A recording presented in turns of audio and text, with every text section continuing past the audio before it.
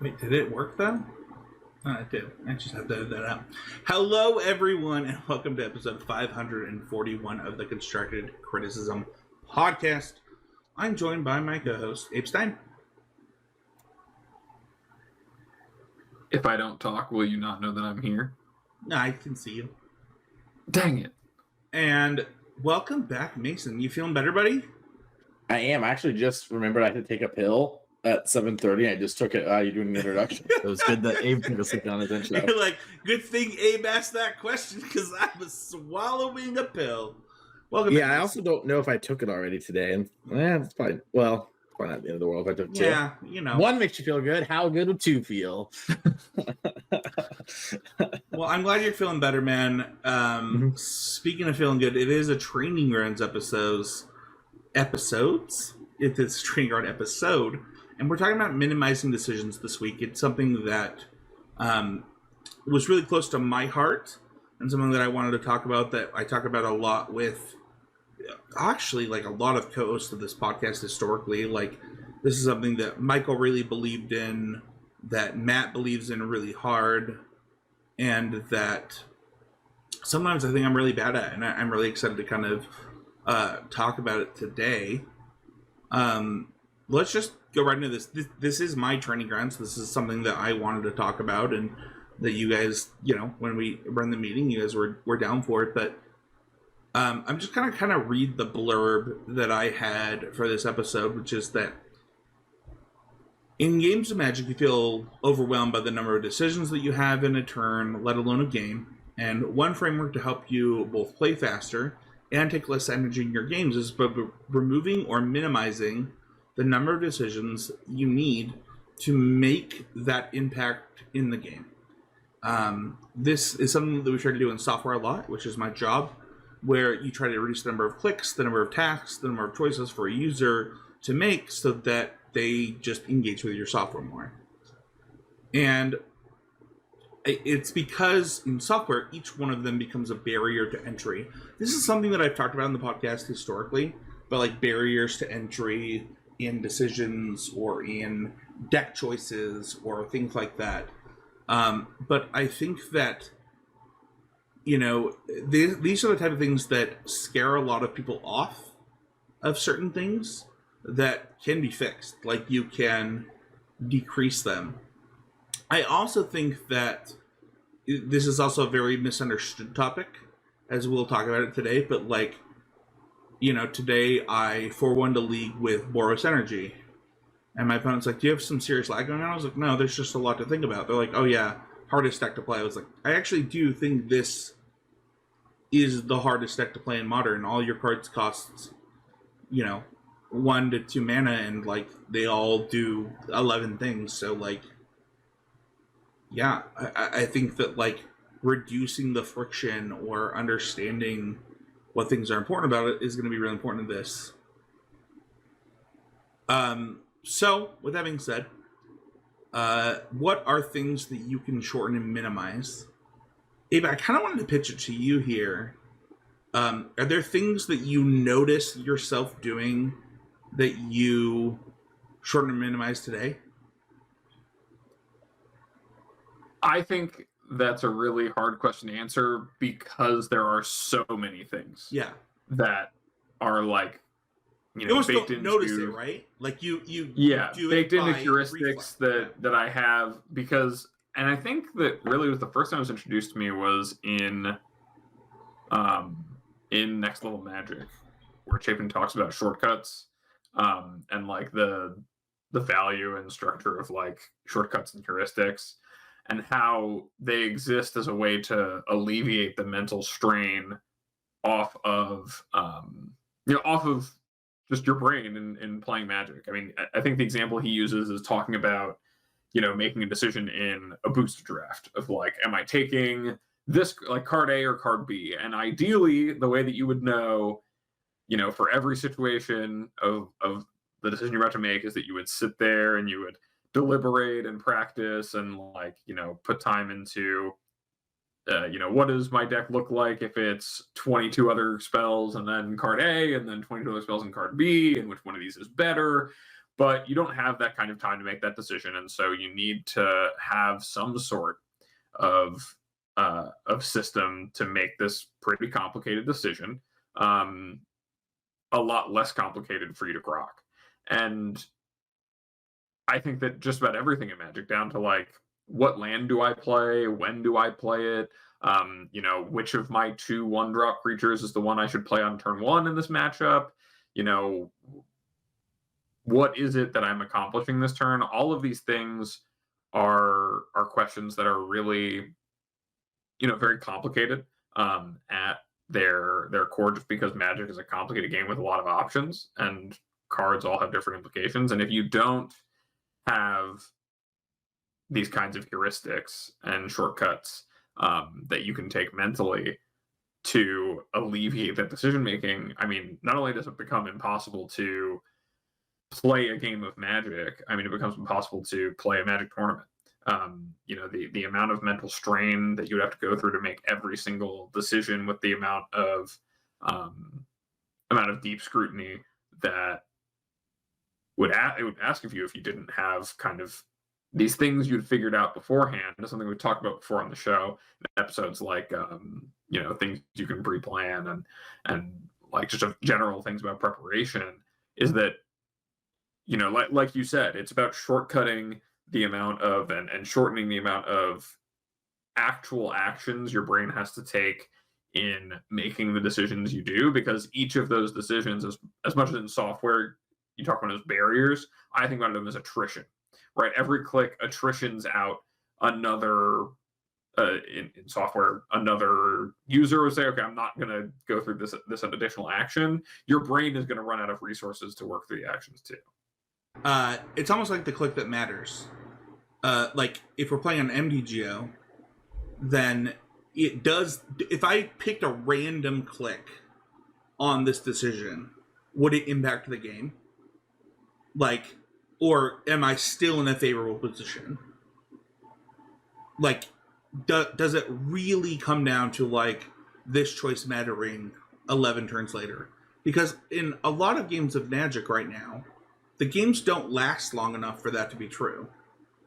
Like they don't. Like the cards are too efficient, and like the things that matter are the things that you're doing right now.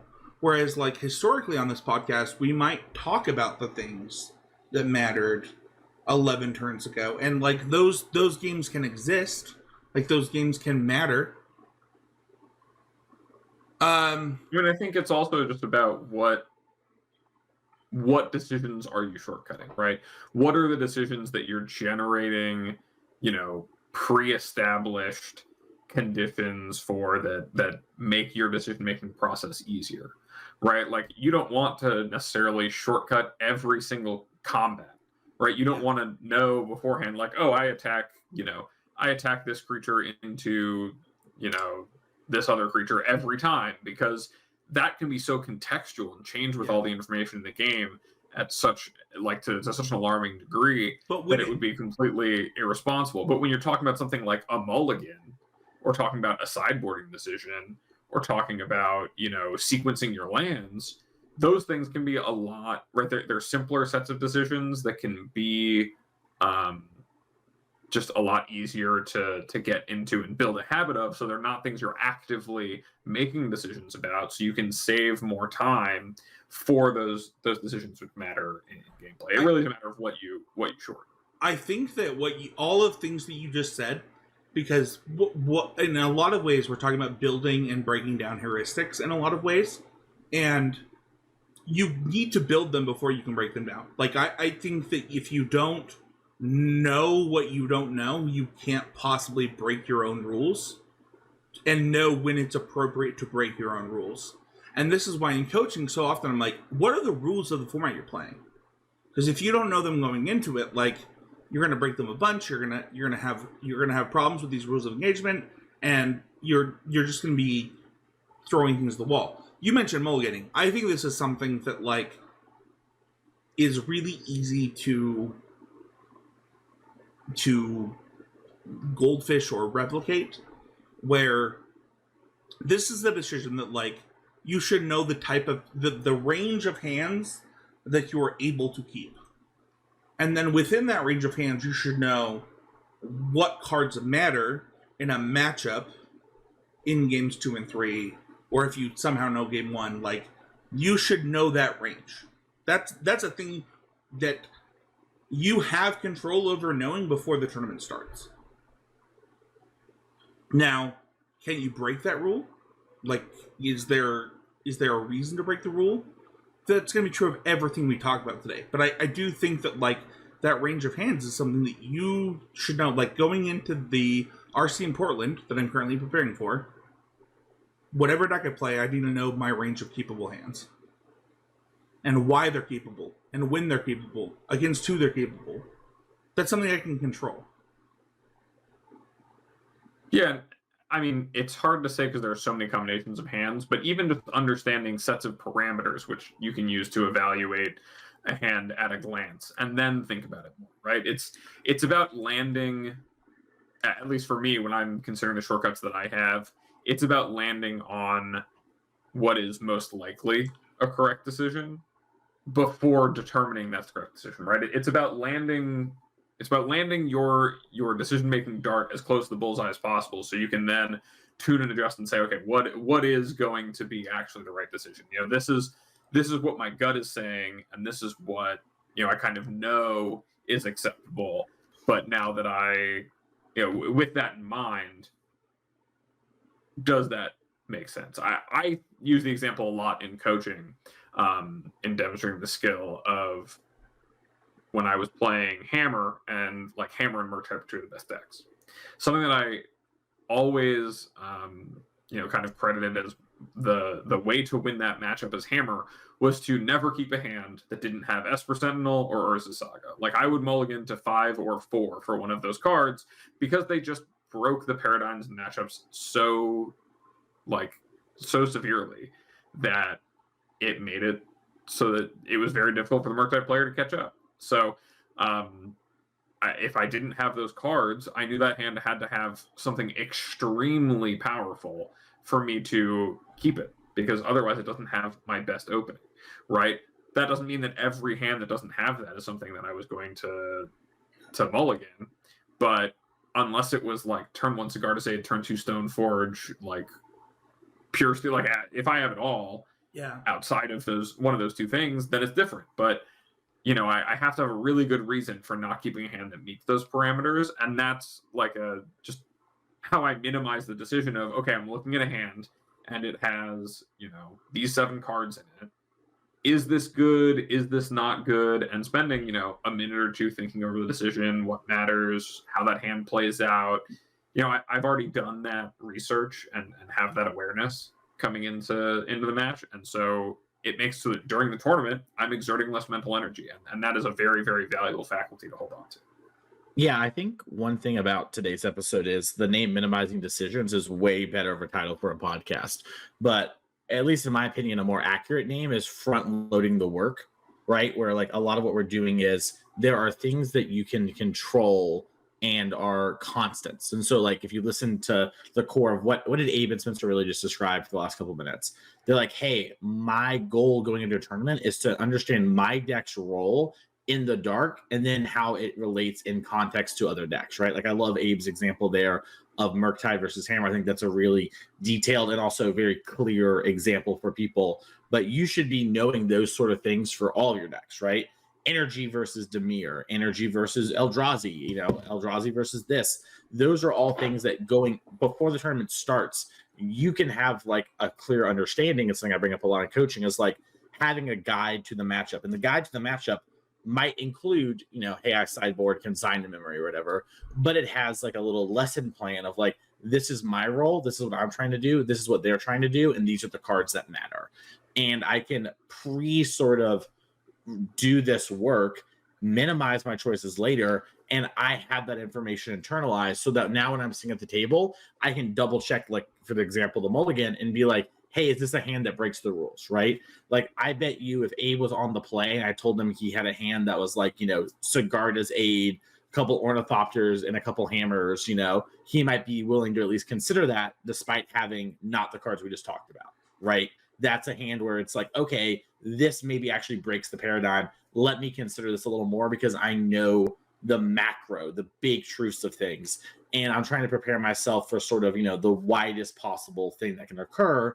And then now I can sort of double check, like, hey, is this the exception that proves the rule? I think a lot of people, if they drew a 7-card hand with 1 land, they would immediately mulligan. They wouldn't think about it. Well, some of your decks, and maybe the deck that you're playing is one that can function off 1 land, or maybe this is the rare exception. And by doing that work ahead of time that we're talking about today, you're then able to sort of look over this and figure out the differences, right? We talked about sequencing lands a little bit, not to get too far ahead here, but I think it's a great example of like, hey, does your deck play fast lands? Guess what? Almost always you should play your fast land first. Yeah. That's just going to be the case in your 2-color deck, right? There might be some rare, weird exception to that. And once you understand that, you can then sort of notice when those things occur. But like Spencer was saying, you have to understand sort of, what the rules of the road are before you can start breaking them. Well, I love that you brought up sequencing, because I think that is the next one that, like, I was playing a league today, and understanding like how I want to sequence my 1-drops in Boros Energy with, like, Guide of Souls, Ragavan, Ocelot Pride, of like, okay, well, what if I have a mixture of them? Which ones do I want, and when do I want them, and why do I want them? Is like, okay, well, like, if I'm playing, I'll just give an example. Like, if I have all 3 of them, for example, like, I'm probably playing the Ragavan first, because it gives me, especially on the play, it gives me the most. I'm probably then going Guide of Souls into Ocelot next, because it triggers the Ocelot. And it like, and then it goes like, okay, well, that's when you have all 3. What if you have these 2? What if you have these 2? What if you have this?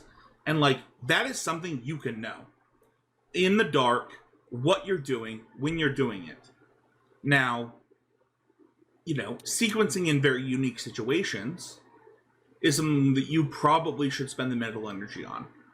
But you should already know the best sequencing against the most openers, against the most decks that you could have, especially on the play. And like, that's a decision that I think that you can minimize, whereas like, you know your opponent's best draw against you, your opponent's best draw in their deck. Like, what, can't you just play against that? I mean, I also think, just to touch on sequencing, like, one of the things that I think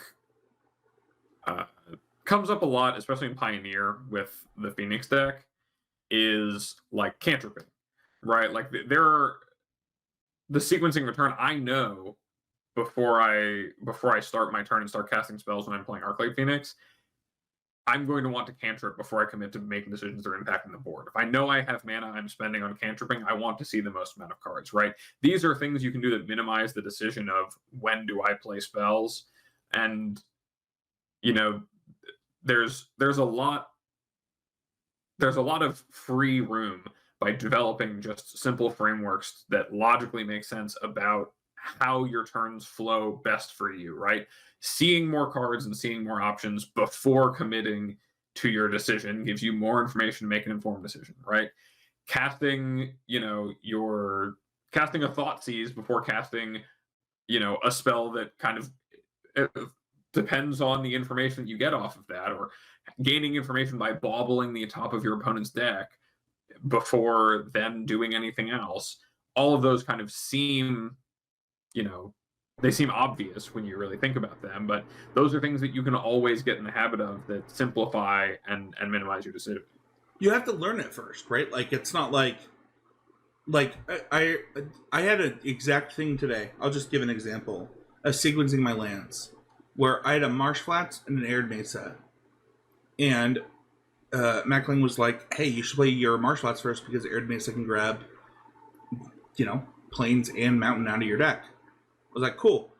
It was two games later, I did the same thing. He's like, man, you adopted that really fast. I would have actually played the Arid Mesa just out of habit. That's really cool. And I was like, well, like, that kind of sequencing, like that should be simple. Like you should just be like that should be like auto do this thing in less X, right? And I don't know that we'll get into the less X on this episode very much today, because I don't think that's what the episode is about, but you should have the baseline. Mason, I really like what you wrote in the show notes, because it's what we preach for this topic, right? Like this understanding of your turn, because we're talking about shortcuts in that, but you're talking about I mean, I think it's probably important for us to say it. So basically, I just kind of wrote, like, talking about sequencing and how I think it's very important, and we mentioned this a lot on the show, like, you should think through your entire turn and then execute, right? And you should formulate your game plan as best you can with the information you have, and then go accordingly, right? And this might even include something like, okay, I'm going to sleight of hand and then think about a little bit what my potential outcomes are. And then I'm probably going to still end up firing impulse saying, Abe's Land or Ralph or whatever. But I know I'm going to sleight of hand first, because if I'm always going to impulse and I'm always going to slide, I might as well get the information first and see if there is something I'm forgetting, or there is something that changes that sort of information.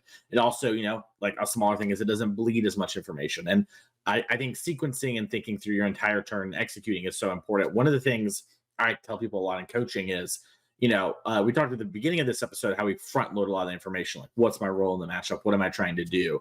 I would go as far as even to say, like, I front load things like, if I'm in Phoenix, I probably want to sleight of hand before opting if I have the option of both, because opting will trigger my prosthetic memory, which is a card that is a win condition later. So I'm shortcutting it to the point of like, hey, I know between these two, if I'm going to cast one in the main phase, I probably want to do sleight of hand for this part reason. Also, I see both cards. I get a little more information as a sorcery, but like just as simple as like the prof thing, I think is something that's very important. And I'm planning all that stuff out. And then when I'm actually playing in tournaments, the two things I pay the most attention to, where I'm spending the most bandwidth on, is sequencing my plays and what does my opponent have in their hand. Those are the things that I am spending all of my time on, because I have a good idea of holistically what I want my game to look like. Yeah. But now I've been dealt these miscellaneous pieces. How best do I execute them? And, I might have preloaded something like, Spencer talked about the Ragavan example. I might know that, generally I do something, but I double check my work. And it's like, okay, yeah, normally I would Ragavan here, but is there something that changes that, right? Is like, oh, my opponent plays, let's say a lot of 1/1s in their deck. And I know this because it's open deck list. Well, maybe I want to play Ocelot Pride because it's first strike. And if they play a 1/1, I'm going to be able to attack through it. Wow, deep knowledge there. But I'm trying to think about, okay, I know generally what I'm trying to do. Now, how do I maximize the turn in hand? How do I play through all this and sequence my cards accordingly? And how do I play around what they've shown, right? I think a big part of sequencing is also playing around cards and thinking about things like removal, like bombs. So I actually had a really big punt at the Pro Tour that I want to talk about with sequencing, where it was Origins Draft, which for those who don't know, was very aggressive, and then also very, like, it was like you're either the aggro deck or the control deck, right? And I played a deck with, I don't remember the name of the card, so forgive me, but it's like white 2/2 makes things bigger. I don't remember. Abe's trying to Consul's Lieutenant. I already know it. It's Consul's Lieutenant? Yeah. 2/1 first strike, Renown. Yeah, that's it. That's the one. But I had one in my deck, and I was like, well, I don't want to tell my opponent that I'm on white first, because white's considered the best color. I think it's the hardest color to draft, so, we'll get into that later. We probably won't. I don't want to tell my opponent that I'm white, because it'll affect how they play.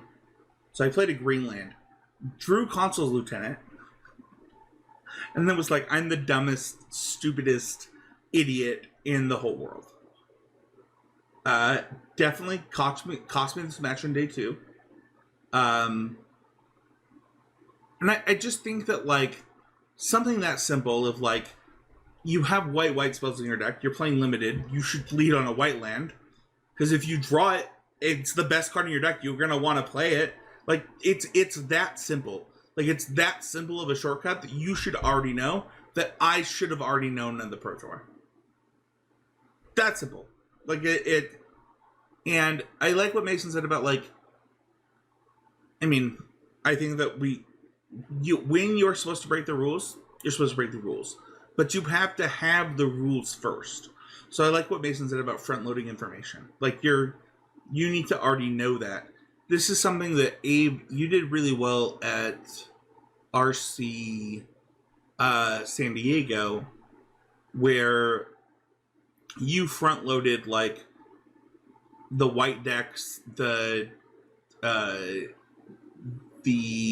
domain decks, and like all this stuff, and you're like, okay, like I want to be aggressive. Here's the draws that I want, which is something you talked to me about at that RC of like, okay, like this is what I'm mulliganing to. This is what I'm trying to do in these matchups where like your mulligan decisions in game one are like, you know, whatever they are, but like Mason talks about this a ton, where you play 2/3 of your games or a little less than that on sideboarded. And Abe had a plan for all of the decks post sideboard. And this is where like sideboard guides get really interesting, where like if they don't have a play draw thing, are they really a sideboard guide? Like is this accurate? Like are you always supposed to do this? Are you always supposed to be the most aggressive or the most defensive or whatever? And it becomes really interesting.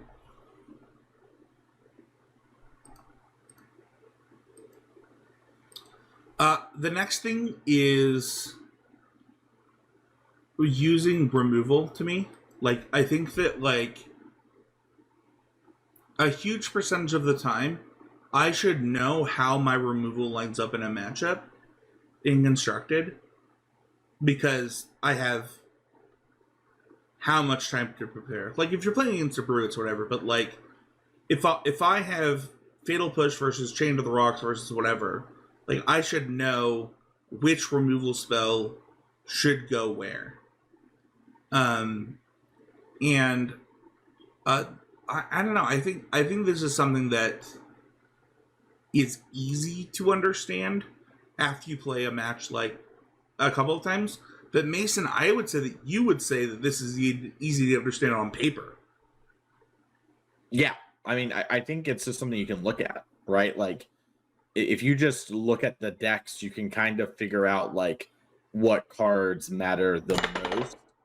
There's some amount of like, you know, maybe you're undervaluing or overvaluing something, right? But that's like part of the process. But a lot of times you can just kind of look and be like, hey, this, you know, is like their most important card, or this seems like the only card that can realistically matter. I should fight over this. Or, you know, there's something along the lines of like, hey, am I nowhere to run? Means that, you know, this is a card that only kills 3/3, so I'm going to not use my go for the throat on this, you know, miscellaneous 3/3 that is fine, but it isn't taking over the game, because I know that if I draw this nowhere to run, I'll feel really bad about it. And you know, I kind of preloaded like ideally what am I doing, and then, you know, I say it for the fourth time this episode because I pre-practice it into the game. I think about where it differs and I do it. You know, and like that's sort of a lot of what I think is going on there.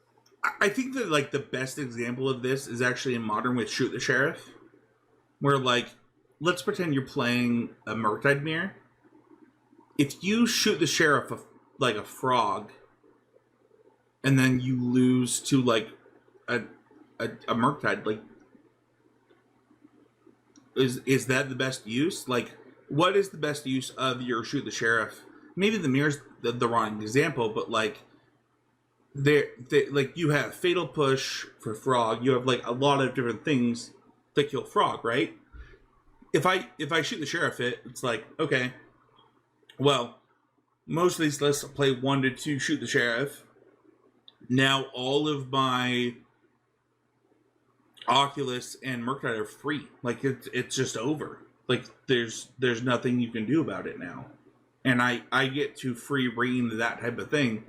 And understanding that contextually in a format, regardless of the format, I think that Standard actually has a really good example of like how to use your removal due to the mice and stuff like that. But like that's huge, Abe.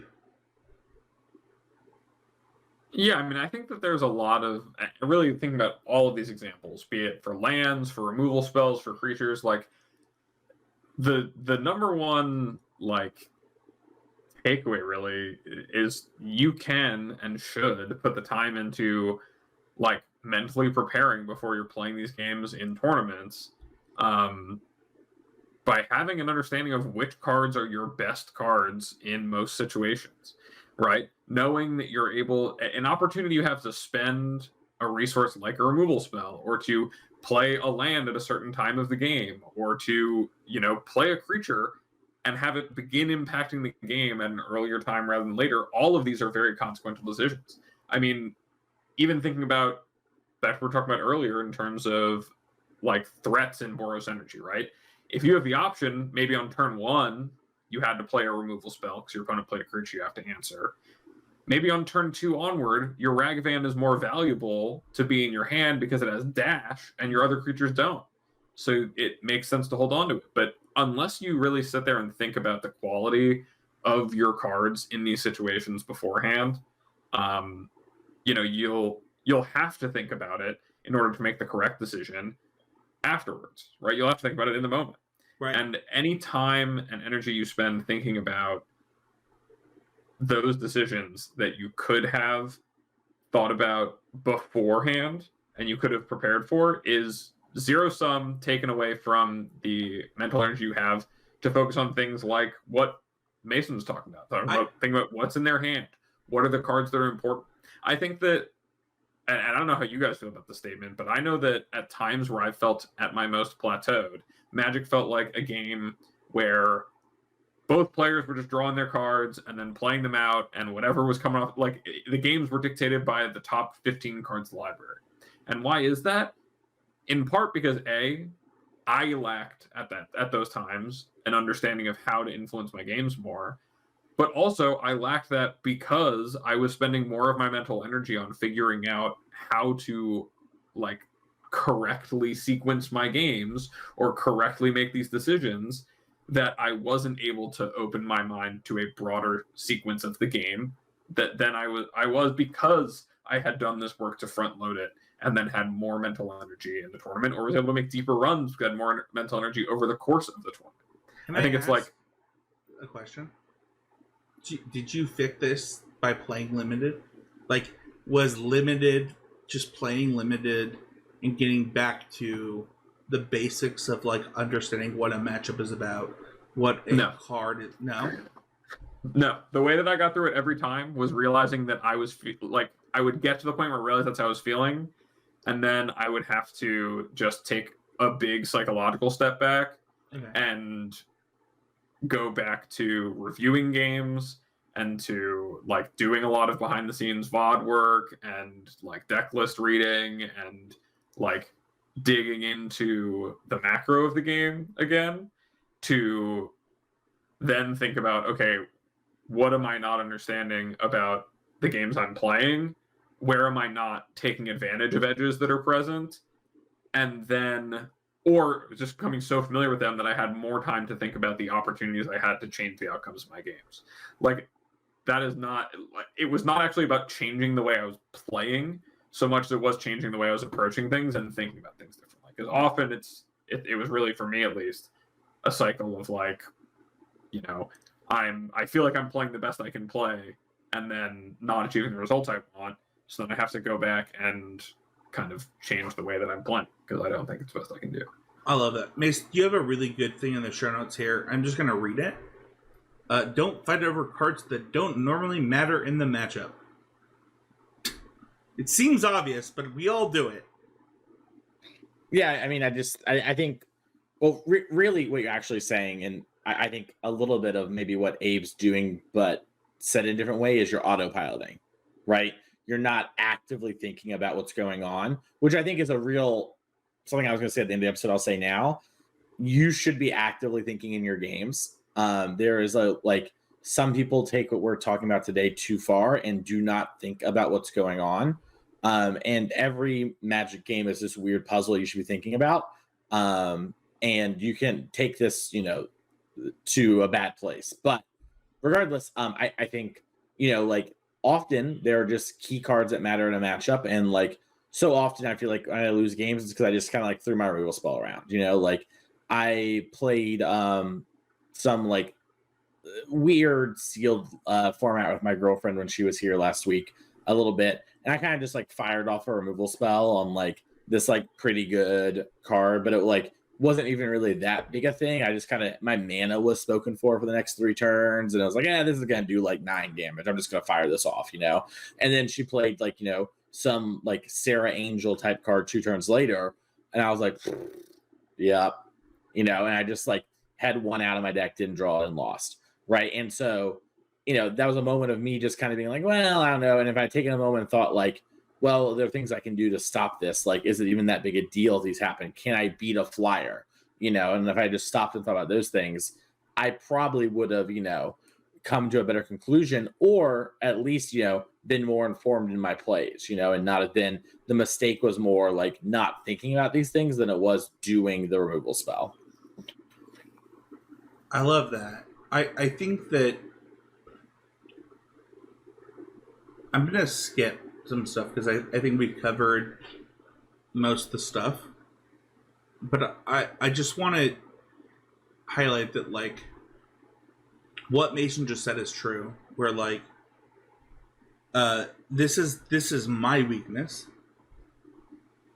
Where, like, I think that things don't matter. Like, my cards are just going to line up, I'm going to win. Whereas if my opponent's thinking, and I'm not thinking, that's a problem. Like, they have a unique and stupid advantage over me because I'm being a dum-dum and not thinking. And you have to respect that. I want to talk about how you decide things don't matter. And I think that the easiest example of this is actually the counter war. And weirdly enough, we see it in Modern and Legacy a ton now because of 0 mana counters and sequencing your counter spells. But, like, I think that, like, fighting over something... Mason, you talked about things like, don't fight over things that don't matter. But, like, how far will you fight over something that does matter, Mason? I mean, if a lot of times, there's only a few cards that like really matter in a matchup, right? I mean, the higher power of the format, the less true that is, right? Like in Modern, almost any threat can like solo you if they're like a deck full of efficient threats. But like if you look at something like Standard, I can get hit by a Nurturing Pixie a bunch. That's like not an issue. But like if my deck is really weak to, let's say, the Scavenger, right? The +1/+1 when you play an enchantment card, because maybe it outsides my removal spells. Well, I will fight tooth and nail over it, right? Because it is what is going to matter in this hypothetical matchup. Very similarly, like I might sideboard in a way that's very awkward. Last night I played some Dimir Frog versus Yogg, and I actually left in some force negations on the draw because I was so worried about Agatha's Soul Cauldron on turn 2, because it's such a back-breaking card in the matchup and invalidated all my game plans, that I was like, listen, I want to have a chance on turn 2 to not get got, / anytime in the future I tap out, I don't get got.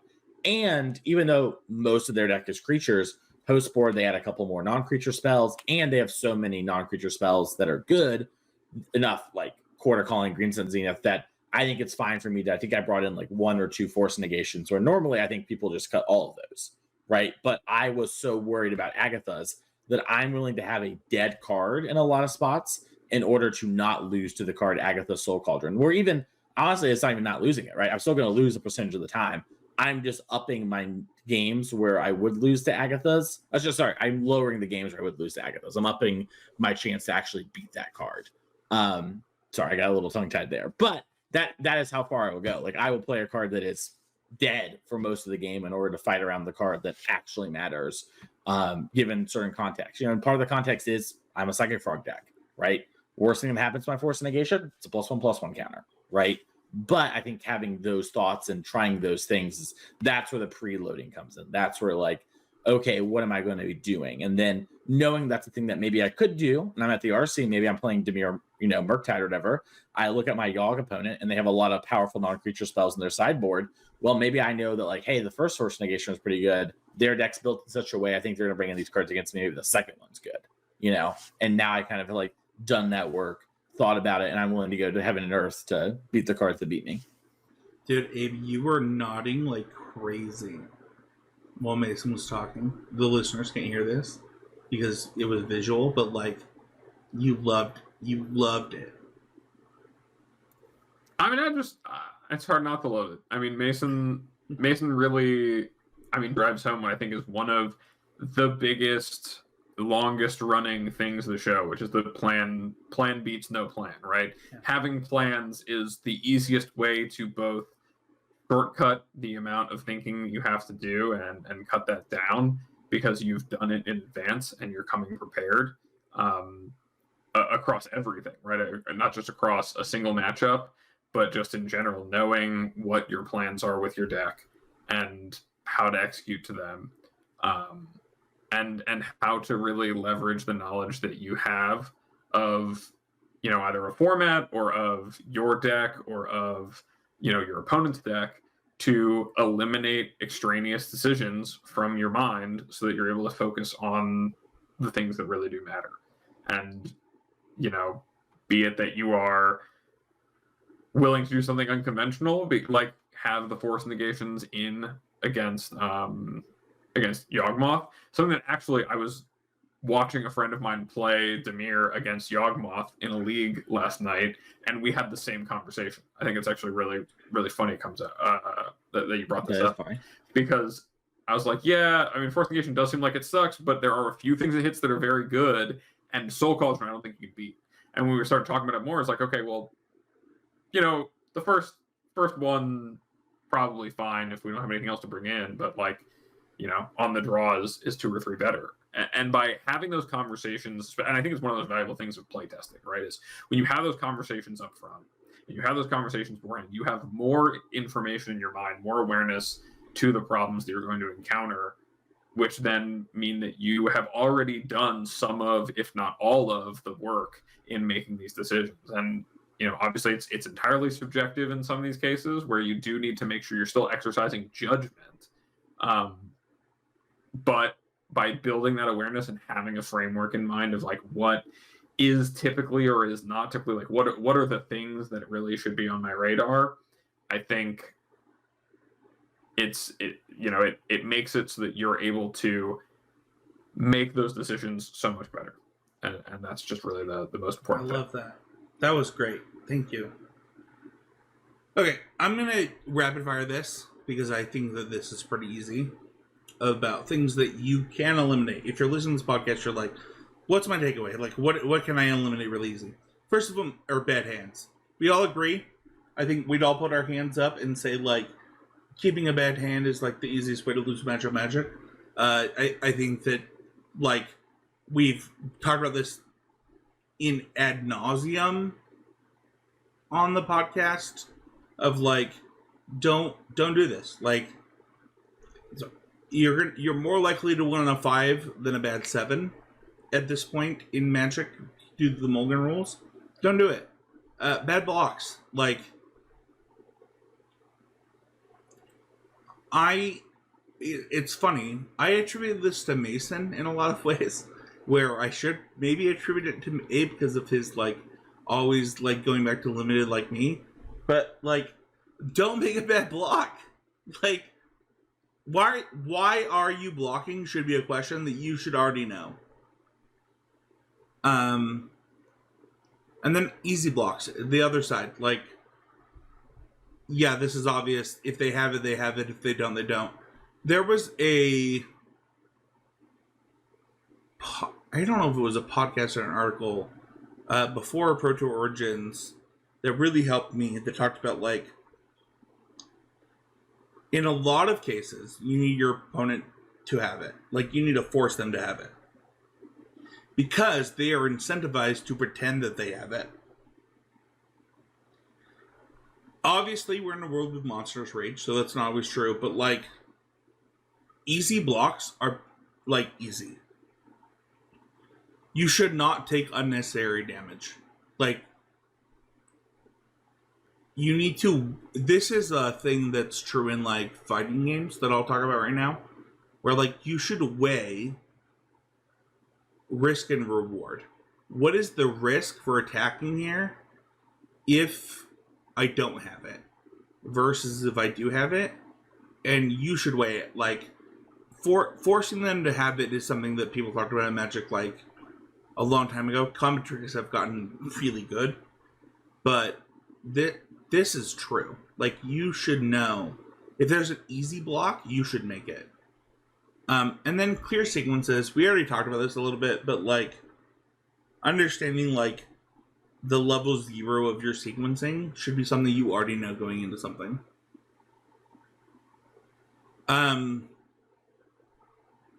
What are things we do to identify these? I'm just gonna pop off and then you guys can come in, but like Mason already said it, right? Like it's practice, process built fundamentals, and format knowledge. Like you have to understand what you're trying to, as Mason said, front load, right? Like you can't do it if you don't know. Like you have to build the knowledge and build the thing so that you don't have to think about the thing later. And I'll just get it to you, Mason. Is there like, am I missing something here? No, I mean, I just think there are a lot of things you can think about before tournament that matter, right? And a lot of people think that the only way they can like prepare for a tournament is playing Magic, but just thinking about what are my cards that matter in this matchup? What are their best cards? What are like a question I make people ask a lot when they're working on improving at sideboarding is like, what 3 cards in your main deck are the best cards against their deck? What are the 2 worst cards? Okay, what is the same for them? All right, that gives you a ton of information, right? If let's say we think this 1/2 drop is one of the best cards in the matchup and this other 2 drops one of the worst cards, and they play the worst, what we believe to be the worst 2 drop on turn 2, Abe, that probably gives you a hint, right? Like, you can probably figure something out about their hand. They didn't have the good card. Maybe also if they kept a 7, there might be something else that's really appealing about their hand, right? Especially if this is an open information situation.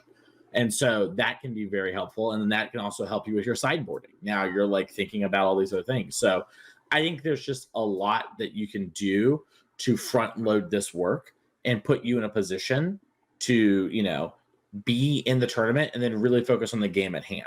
I pay a lot of attention and think a lot about the game I'm playing, and I use all my past knowledge to alleviate those questions. And I think when I watch a lot of people play and I talk to a lot of people, which is kind of what I do for a living, a lot of them are trying to figure that out on the fly, and it's very hard. Magic's a hard game, let alone trying to figure out what cards matter in this matchup mid-game. So that would be my big thing. Yeah, I mean, I think a lot about something that I think you have an episode of Resleevables, which was like Patrick Chapin, or not Patrick Chapin, wrong Patrick. Sullivan? Yeah, Patrick Sullivan talking about working with Brad and talking to Brad Nelson about how he got so good at Standard. And he was like, well, I just like played the matchup so many times that I knew like basically what the first 3 turns of my opponent's like hand would be no matter what, right? Like I knew all these things down to like the T, and then that made it so I was able to exploit that. I think this is modern right now, by the way. Like I think there's just any format with defined, especially with like a few really core decks and defined play patterns that's really mid-range heavy. I think you can benefit from this a lot. And just the idea of like, this is what the actual best Standard player of all time did to become the best Standard player of all time, was he just sat there and played 100 matches until he knew what he could expect out of everything. So that way he could focus on, building decks that exploited those patterns and configuring his decks to exploit those patterns. Like when you really take this to an extreme, it makes it so that you have so much more mental energy either in your preparation or in your gameplay to, focus on what matters most and perform at your best for longer periods of time. I think that's like it really is no surprise to me that the players who prepare the most and really seem the most prepared seem to win the most at tournaments they go to, right? There's very few stories of people who just kind of showed up and won at the highest level. Why did Corey and Brad win so much together with Todd when they were all playing together? I just don't. It's just impossible to say. There's no way that would be. They were just running so hot. Yeah. Mason, I want to ask you this because I think that you have the unique opinion on it. You already have said it, but I want to be clear. Like, is there a downside of doing what we're talking about? Yeah, I mean, I think you even mentioned it's like a thing you struggle with, right? Like, I think the number one way to know you're playing bad Magic is if you can't tell me why you just did the things you did for like the last 2 turns. Like, if you were just clicking and playing and like going off instinct and not actively having thoughts, then I think you're playing bad Magic. Regardless of if you won, right? Like, it doesn't matter. Well, I mean, playing good Magic doesn't matter about winning and losing. Yeah, plenty of people play bad Magic and win. So I think like that is a good thing to highlight, but I think it's really important just to be like, your goal is not to win or lose at a Magic tournament. At least it shouldn't be. Your goal is to play good Magic, and if you play good Magic, then you will probably end up winning some. But at least personally, I think the goal of winning at Magic is kind of silly. And the goal of like, I want to be the best player I can be and improve at this skill and hone my craft is really aspirational, And so minimizing these decisions is, once again, that's why I kind of even use the word like front loading, right? It's like you're still making choices, you're still doing things, but what we're trying to do is we're trying to make it so that I'm not thinking about things I haven't thought about. And the things that I can consistently think about that are like holistic truths, like how does a matchup play out, right? What are the key cards? What is my deck trying to do? What should I like? Is this a deck where I can keep a hand where it's like 3 kill spells, a draw spell, and some lands? Or is this a deck where I have to have a threat, right? Those sort of things are things you can think about ahead of time. And there will be hands and situations that deviate those rules. But if you don't know it and you don't know those things, you're just going to have a harder time. You know the mulligan. Yeah, exactly. And so or maybe you would, but maybe you're using more brain power, right? And now you're like struggling. And I was talking to someone in coaching about this today. Like, we're doing a lot of these things so that like we hit round 11 or whatever after, we played 9 rounds day 1, we're 7-2. We lose the first round of day 2. We didn't sleep very well. One of our roommates had a bad beat and they lost a bunch, and you had to listen to that all night. And now you got to go play more Magic and you're tired. And listen, I don't care if you're me or Javier or whoever, you're going to be tired sometimes at these events. And as the day goes on, it's going to happen more and more. And so being able to minimize, the things that are really straining on you so you can give your best effort every round is one of your main goals. And really, a lot of people jam a bunch of games mindlessly in the hopes of learning these things that we're talking about. And what we're saying is, instead of playing, another hour of Arena, take 20, 30 minutes and sit there and think about stuff. Sit there and ask yourself the questions, we talked about today. If you can't answer those questions, at least at a baseline, you don't need to be as thorough as we're being, but if you can't answer a baseline those questions going to the RC, then I would say you haven't earned the right to play, because you aren't thinking about these things and you should not be playing Magic right now. Like, that's not going to be helpful for you. You should spend your time thinking about these things, and that will also help you more, even if you come to the wrong conclusions, by thinking like, okay, let's use the Abe Hammer example again. Maybe I'm playing Hammer and I think the card that matters the most is Cauldra.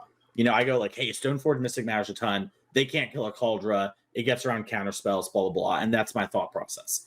Well, by going in and playing him, my, Stoneforge Mystic dies maybe a whole bunch. They have a lot of removal early. It isn't, I'm grabbing this Cauldra and I'm getting it stuck in my hand. Maybe Stoneforge Mystic's a card that matters a lot, but maybe it isn't as important as I thought it was. And spending this time thinking about these things will help you improve your work, like your practice going into the event and yourself in the event. And way more than playing, playing one league match is not that helpful. Spending 30 minutes thinking is very helpful. I think that I have two thoughts. The first one is that like understanding where your cards matter and when they matter is not done on the battlefield. Like it is done in like your head. You can learn it on the battlefield. Like you can learn these things on the battlefield. One of the things that Mason said that I thought was really interesting that I wanted your opinion on, Abe, is like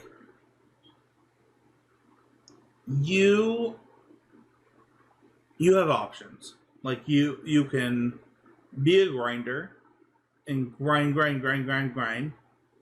You can also be an what we recommend, which is an introspective. Is that the word that I should use? I don't even know what the word I would use for the thing. Like I personally did. We'll talk about this in Always Improving, but like I watched my matches this week, like more than I played matches of Magic, and I'm curious. Like Mason is suggesting that you build this without playing. I mean, I think it's really a balance that works.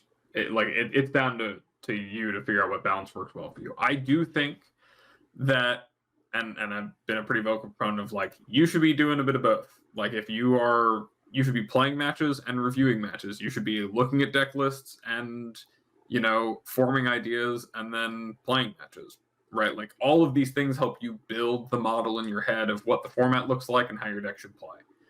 When we talk about minimizing decisions, which is what this episode is about, like through having that framework in your mind already of what is important and how the games play in the ways that lead to you winning, those are models that are formed in your head by way of either seeing it happen a bunch of times and that kind of clicks with you, or doing a little bit more thought about what leads to those things and reflecting on, the games that you play and debriefing them and looking at and visualizing the way that they might play based on what cards are in the decks. And really it's whatever works for you to build that understanding of that model most efficiently. I think that there's no correct way to do it. I've worked with players who are really successful who play almost entirely like just jam leagues and come out of it with good decks and good deck lists because they just kind of feel their way through it and it's not how they operate. I've also worked with players who play next to 0 games and then show up to the event the night before with a clipboard with a printout of every deck list from MTG Goldfish and start circling things and writing out what they think their sideboard should be and like working out the numbers of like, okay, this is what this person thinks and like why is that and what cards are good and bad, and then comes out with a fantastic deck list. It's really about understanding what works for you. Yeah. But all of it works towards the same common goal of putting in time so that you can have and build these shortcuts that either, some of them are broad heuristics which persist across formats, right? You might learn something about, I think often about the old question of like, okay, I'm playing the blue-black Death Shadow deck in Legacy. Should I play Delver of Secrets on turn 1 or Thoughtseize on turn 1? Or like Grixis Delver? The same question of should I establish my threat against the combo deck before I cast my disruptive spell, or should I cast my disruptive spell first? I think that right, like that's something that you can Oh, expand to a maxim that you can apply in multiple contexts, right? Is it better for me to leave up Counterspell or play Psychic Frog is a very similar answer to should I play Delver of Secrets or play Thoughtseize on turn 1, right? It's a matter of how are you expending your mana to do it, and that builds a shortcut. I think that those things are how you minimize decisions in the game by either talking it over or playing it out a bunch of times to figure out what works best. For what it's worth, I'm not saying to not play. That is not what I said. I said you should be thinking about these things ahead of time. I don't think. And then when you're playing, it's helping you you've pre-done some of the work, and now when you play, you can kind of check yourself, right? I don't Like think that's what Dave was saying though. that's what you said. You said I'm saying play versus not play. Oh, And I'm well, I didn't mean that either. So if I said that, I'm sorry. That's I all good. actually Yeah, think that what you're suggesting is correct. So I'm sorry if I was not. no, you're clear. good. I just want to make sure it was clear. I mean, maybe Yeah. it was maybe I misheard you, or maybe it was just the way it was said. No, But yeah, I just think it's like a holistic thing. Yeah, I think that like what you and Abe are saying is correct. Where it's like, I'm so sorry if I said that. I think that like spending your mental energy on things that matter is what's important. So like building an understanding of like key decisions is what matters. I think we're gonna end the episode on this, but I'll just say it. Like let's pretend that you play Mason's level of Magic, which is like 20 matches with a deck, probably, before you play an event. Like the most that Mason would play.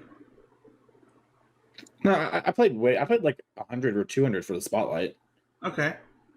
Yeah, like things they gave to the Pro Tour is way different than like an RCQ. Okay. Yeah. Same thing though. You play 100. Yeah. You play 100. Yeah. By that time, I think 20 probably gets you to like these things matter here. I will view them here, so that I don't have to worry about them. And it's funny because like people think that like all Magic players say is play Magic, you'll just learn it. It's whatever. But that's not what we preach. Like play Magic, learn your deck, your opponent's deck, your whatever deck. You will learn that and then move on. And I think that's different.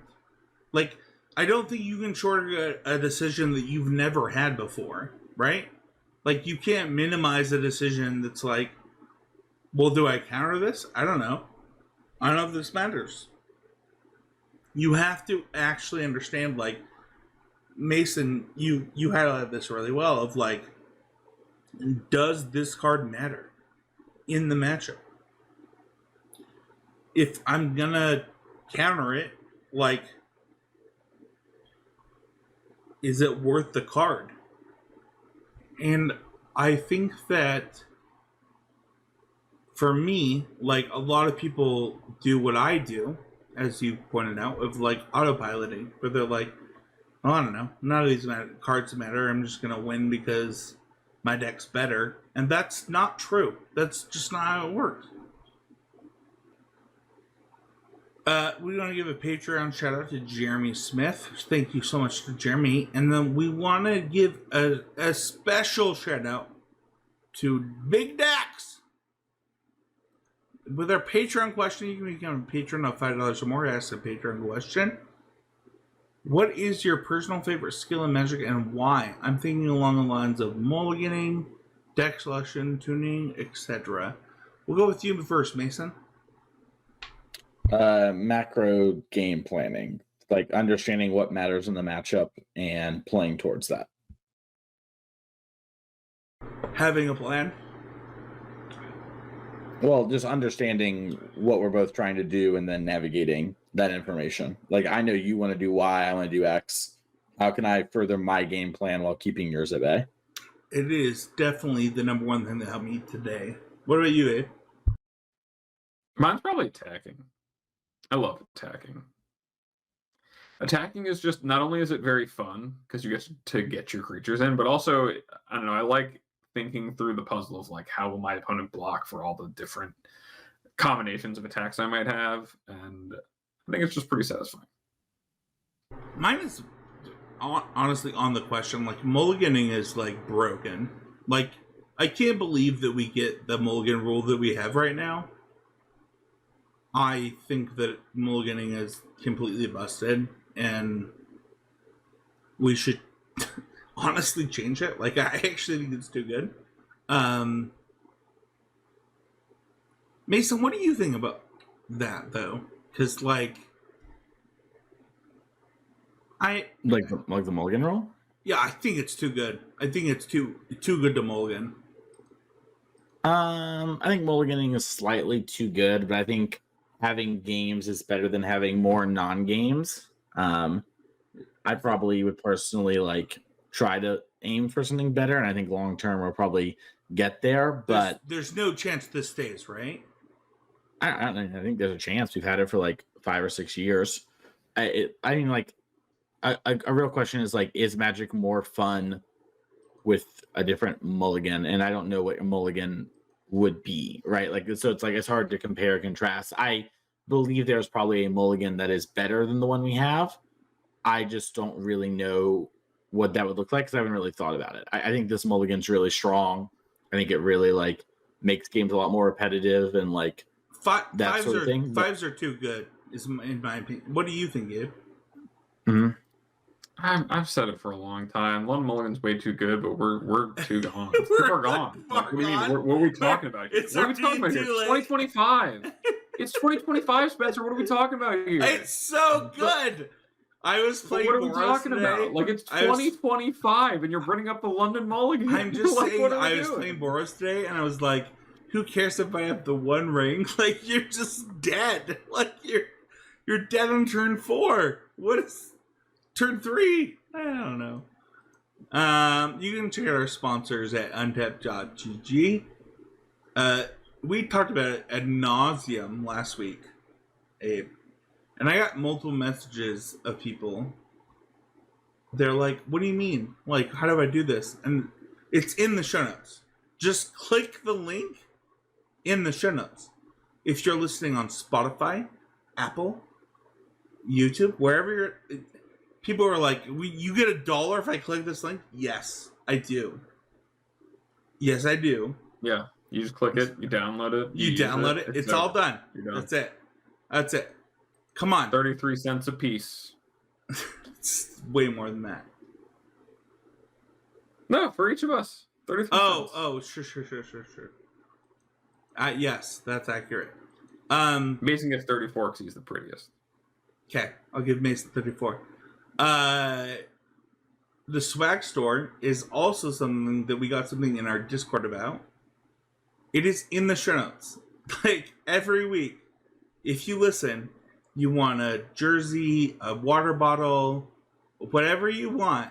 I promise it's in the show notes for the swag store. And we get $1 for everything you buy, is how I've set it up. I'm not trying to, like, take your money. Again, 33 cents a piece. Exactly. Good job, babe. Good job. Mason, let's talk about always improving. What are you doing to be always improving today? Yeah, I was thinking about like my always improving stuff, and I didn't get to be on last week with the spotlight happen. There were a couple different takeaways, but I think the biggest one was just about like accepting each round as its own thing. You know, I played the spotlight and I made day 2 and then like, you know, whatever, like putted out in day 2 and didn't do particularly well. I was also feeling a lot worse on day 2, but even if I was playing well, I didn't think I would have done much better. And the big takeaway though was at the start of it, I think I was like 2-2 and by round 4 or something like that. And one of my friends was 4-0. And then we got to dinner and I'm in day 2 and he isn't. And he said something to the extent of me of like, you know, this is like the 3rd time now where like I started 4-0 and you started like X and something, and then you're in day 2 and I'm not, you know. And he's like, "Why is that?" or whatever. And first thing I told him is because I'm better. And then we laughed. And then, you know, after we were done joking, I told him like, I think the big thing is you really care about trying to get like your first big day 2, and all these things are really weighing on you. Like the first loss feels like a ton, and to me, it isn't that way. In part because I've done it before, but also because I try to take the approach of stepping back, and each round is its own individual thing, right? And these rounds are not connected. Like my play in round 3 does not affect my play in round 4. If I am 4-0, I am not more likely to be 5-0, right? I am agnostically interacting in each round, and I'm just playing the best Magic I can. And along the lines of like that anxiety, you know, I compare it a lot to Mario, right? Like if you're playing a game of Mario and you get hit by a toad and you lose a life, you're not like, oh no, I've got 2 lives left. It's fine. You know, you can get out of this. It's not the end of the world. It's just like the way things are. We move forward. And that's the way I kind of approach playing these events. And that was kind of my always improving moment, was like really kind of thinking about that in that day and then approaching it the next day. You know, I won my first round of day 2 and then lost my next one. And then I think I won and then I lost. And I was like, well, if I win out, I can maybe prize. And so I should play my best and try and win out and hope to like break her into prizes. And I ended up losing the last round. But, you know, while like under the weather, not in the best place, I was able to kind of like refocus up thanks to that conversation we had the day before and really making that an active thought instead of a passive thing. You know, that's the thing I've internalized. I just do. And my always improving moment is really making it an active thing and like focusing in on it for the event. I love that, dude. I have 2 thoughts on your thing. The first thought is that Mason started with Super Mario Brothers so that he has like a bonus mushroom or whatever, which is good. Like that's how Mario works now. My second thought is that I just love that, like, I think I talked about this on the podcast, but I'll just talk about it again because, you know, we have thousands of listeners that didn't listen then. I had an event where I was guaranteed a top 8, and Alex Sittner, owner of Oasis Games, big shout out, was like, yeah, I have X number of rounds left. I was like, no, we have this number of rounds to top 8. He's like, that's not my goal. I'm trying to win. And I think that, like, giving yourself the best position to win is important, and it's kind of what Mason's saying. Like, you want to put yourself in the best position in your mindset, in your thing, and I don't know, I just appreciated it. I do want to say I think we are saying something that I really want to clarify. I want to put you in the best position to play well. Yeah. I just had a coaching session right before here, and like one of the last things we talked about is like, I really don't care if you won or lost that tournament, man. Yeah. What I care about is, are you proud about how you played and how you prepared?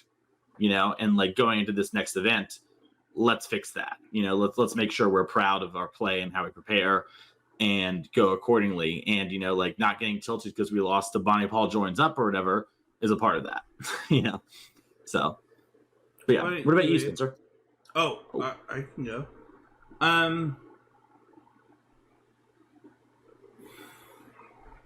I think it's mulliganing for me. Like, I think that, like, I remember a moment, we were podcasting in the same room where we would, like, do 2 people in the same room and stuff, and, like, Michael was here with me, and I just remember, like, it wasn't even the London mulligan, it was, like, the Vancouver mulligan, and it was like, this is broken. Like, you should just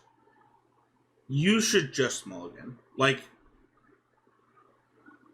it's so good.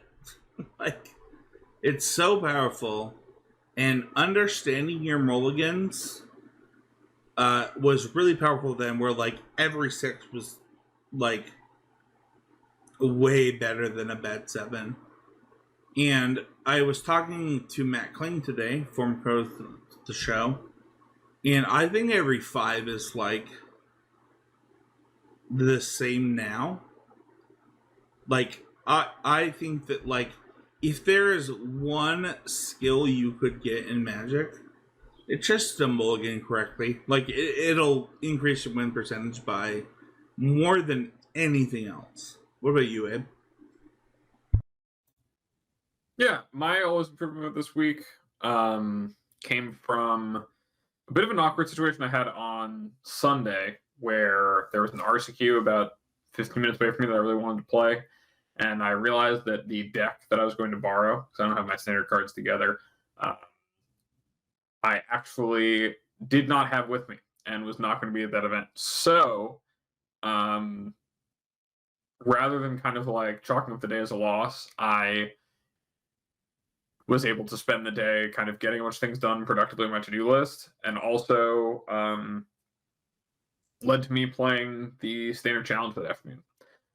Like still just sitting down and jamming an event, getting out in the streets, as it were, playing a little bit more standard because I wanted to make sure I stayed fresh on the format and you know, continued to engage with it because it will be RSQ season for a little bit longer. And then, you know, kind of between rounds of that and before and after, playing some Modern while getting some chores done and really just having a productive day in a way of like not just throwing the baby out with the bathwater because I had like goofed and didn't like source my cards for a tournament. And I think that just especially starting off the year with my goal being to play more events on Moto and just play in more events that I care about, like it was a great start to that and something to look forward to more of. If you want to join the conversation, don't forget to check out the Patreon, patreon.com/ccmtg, as well as the YouTube. YouTube is free. You can just click the like button, the subscribe button, and leave a comment. It totally helps out the show. As Abe said last week, it is the best way to support the show. You can also join the Patreon at patreon.com/ccmtg, or join the public Discord. That's all of Heezy Game Media. That's just in the show notes. You can also follow us on Twitter or Blue Sky at ccmtg and help out the show that way. Like, subscribe, review. It helps out the show a ton. Mason, where can people find you? You can find me on Twitter at Mason E. Clark. You can find me on Blue Sky under the same name. You can find me at twitch.tv/the Mason Clark every now and again. And if you want to reach out for coaching, I have some availability going to the RC. I have a lot of people sort of coming out of the woodworks for that. So if you want to get in for either of those, sooner is probably better. We have some time that can make stuff work right now, but do want to encourage people that if that's something you want, at least start the conversation sooner than later. You can reach out on all the social media platforms that we just talked about, or my email, masoneclark@gmail.com. Abe, where can people find you? You can find me over at Blue Sky at More Nothings. You can also still find me on Twitter at More Nothings, although I don't really post there as much. My DMs are open on both platforms for coaching inquiries, as well as you can email me at morenothings@gmail.com, just like with Mason. Spencer, what about you? You can find me at Spencer13H on Blue Sky. It's the best place to get to me on coaching, but I will say that like I have a pretty heavy work schedule, so like if you want to get coaching before the RC, you better get in now because I have people. So thank you everybody so much, and we'll see y'all next week with another constructed criticism.